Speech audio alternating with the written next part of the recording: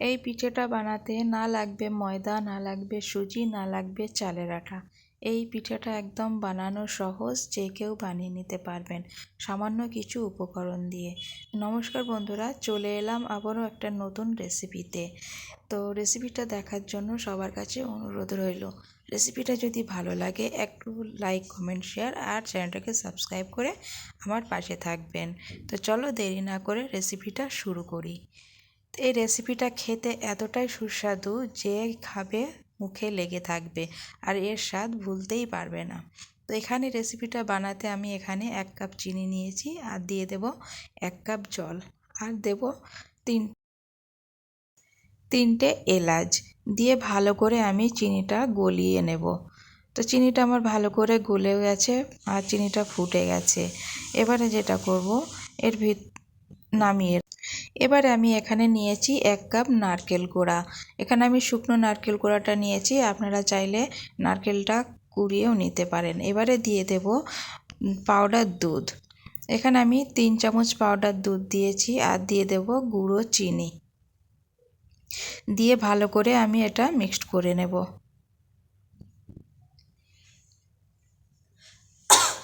তো এটা ভালো করে আমার মেশানো হয়ে গেছে। এবারে আমি দুধ দিয়ে এটা মাখিয়ে নেব।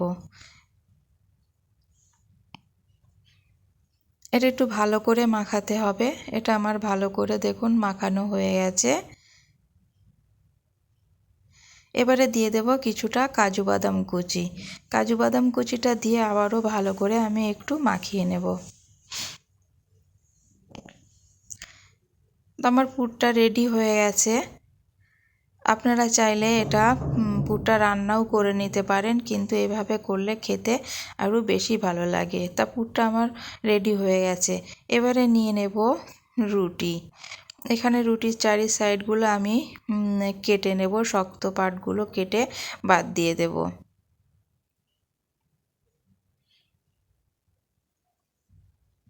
শক্ত অংশটা কেটে বাদ দিতে হবে, নাহলে রেসিপিটা ভালো হবে না।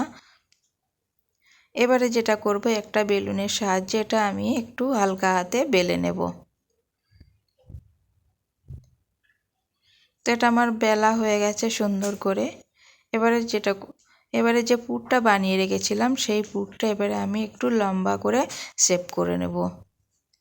লম্বা শেপটা দিয়ে এবারে আমি পুরের পরে দিয়ে দেব, দিয়ে গোল করে একটু রোল করে নেব।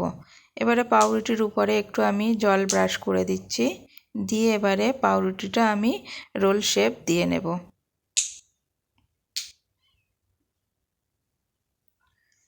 তো রোল শেপটা আমার দেয়া হয়ে গেছে, আপনারা আপনাদের পছন্দ মতন দিতে পারেন। এবারে যেটা করব সাইডগুলো ভালো করে মুড়িয়ে দেব, যাতে ভাজার সময় খুলে না যায়। তো সুন্দর করে আমি 2 সাইডটা মুড়িয়ে নিয়েছি, দেখুন।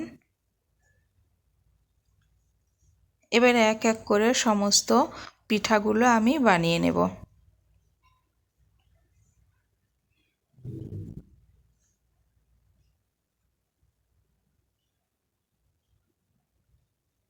সমস্ত পিঠাগুলো আমি বানিয়ে নিয়েছি।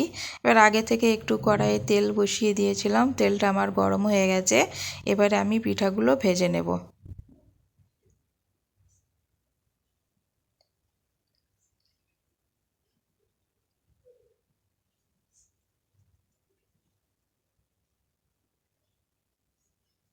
তো পিঠাগুলো আমি দিয়ে দিয়েছি, এবারে নাড়াচাড়া করে হালকা করে আমি এটা ভেজে নেব। এর থেকে আর বেশি লাল করব না, তাহলে পুড়ে যাবে, খেতে ভালো লাগবে না। এবারে কি করব, ডাইরেক্ট আমি তেলের থেকে তুলে চিনি শিরার ভিতরে দিয়ে দেব, দিয়ে ভালো করে নাড়াচাড়া করে এটা আমি ঢেকে রেখে দেব। তারপরে দেখুন বন্ধুরা, চিনির রসটা খেয়ে কত সুন্দর হয়ে গেছে। এই পিঠাটা একবার হলেও বাড়িতে বানিয়ে খেতে পারেন, সহজ একটা রেসিপি। খেতে এর স্বাদ এতটাই সুস্বাদু যে খাবে সেই প্রশংসা করবে।